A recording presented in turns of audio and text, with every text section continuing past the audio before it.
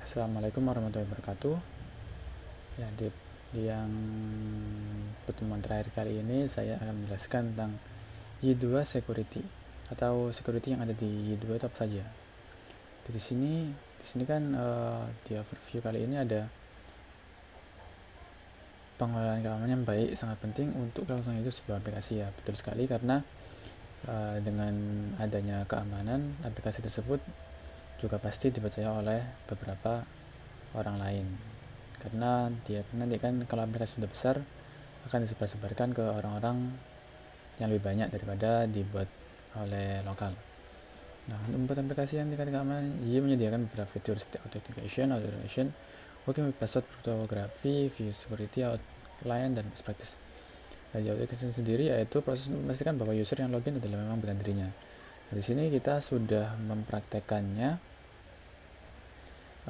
di proses sebelumnya, ya. Oke, kita coba latihan saja. Kita kan pasti melakukan latihan. Di latihan ada apa saja? Pastikan aplikasi yang Anda buat telah menerapkan konsep-konsep keamanan. Oke, kita kembali lagi ke atas. Jadi di sini kita hanya akan mempraktekkan beberapa authentication yang sudah kita lakukan, ya, atau dari Y2 sendiri sudah diterapkan.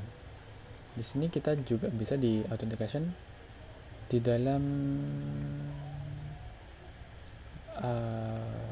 index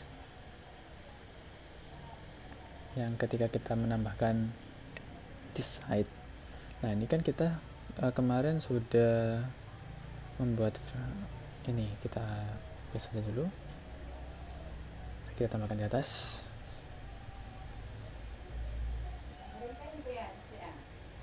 Nah, ini dia itu artinya dia akan mengcek bahwa sebentar. Nah, ya. Nah, ini kita membuat message error lah intinya. Nah, untuk di dalamnya kita ada di list item. Nah, di list item ini dia akan menampilkan fungsi di bawahnya, yaitu apakah user itu sudah login atau belum. Jadi jika user itu sudah login sebagai user, dia akan muncul bisa belilah, bisa muncul button buy. Nah, sedangkan jika dia tidak login sebagai user, dia akan muncul text danger, yaitu please login to buy this item. Kita bisa cek di sini. Kita refresh, kita balik lagi ke web. Di sini kan kita masih login sebagai user, yaitu admin. Kita logout saja. Nah, di sini akan muncul tombol buy-nya akan hilang dan dia akan muncul please login to buy this item. Oke. Itu untuk yang bagian dari authentication, ya. Dan ada authorization. Untuk authorization sendiri ini dia itu ada di bagian command main local.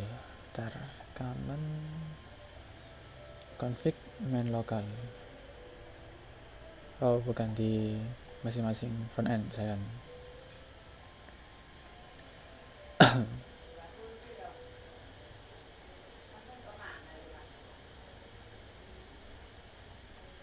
Nah, ini misalkan kita bisa menambahkan di bawah ini, misalkan ini kan sudah kita tambahkan yang ya. Nah, ini kita bisa menambahkan beberapa IP untuk yang bisa mengakses di fitur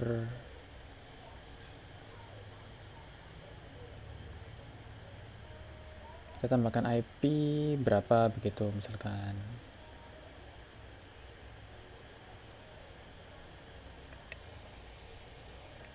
Oke, selanjutnya kita masuk ke bagian yang kriptografi. Nah, untuk kriptografi sendiri kita langsung bisa cek di sini.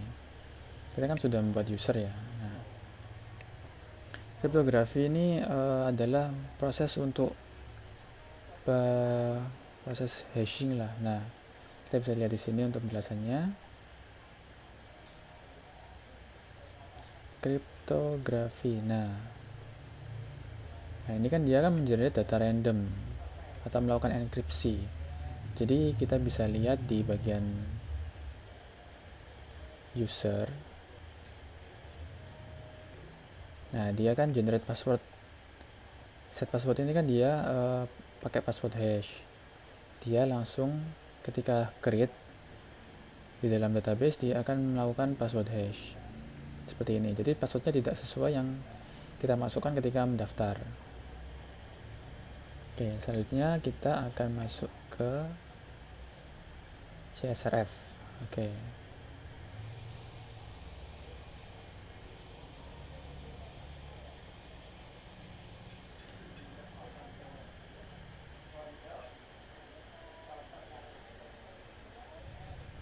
Untuk yang CSRF ini, kita bisa mencek ketika di halaman login. Coba kita ke login dulu ya. Nah, kemudian di sini kita buka inspect element. Nah, kemudian kita masuk ke from-nya login. Di sini pasti ada yang namanya CSRF front end. Nah, jika value-nya ini kita hapus,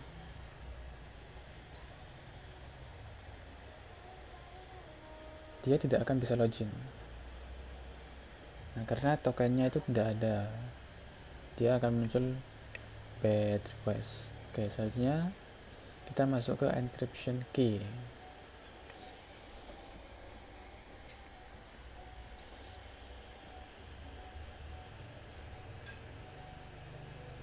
Untuk encryption key kita juga bisa melihat di sini di bagian login.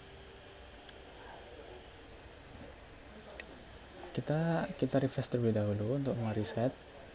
Kita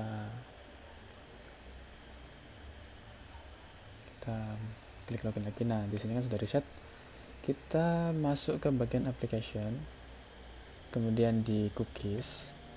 Nah, di sini dia itu ada beberapa value kan. Nah, value-nya ini itu kita juga ada CSRF backend dan lain-lain. Nah, kita juga bisa lihat di bagian kita buka ini, kemudian kita masuk di bagian main lokal.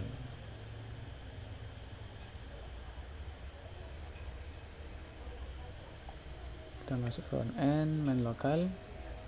Di sini juga ada cookie validation key. Nah, dia akan ada di sini untuk encryption key-nya. Oke, kemudian kita masuk ke bagian SQL injection. Injection ini juga kita bisa lihat di bagian model item atau terserahlah di mana. Nah, di sini pasti dia itu mengextend active record. Nah, active record ini dia itu otomatis akan melakukan cara untuk memblok lah atau menghalau dari SQL injection yang dilakukan di website ini. Jadi untuk memperaman atau memperketat website. Kemudian ada avoiding XSS atau cross-site scripting. Nah, untuk avoiding XSS sendiri ini kita bisa lihat di bagian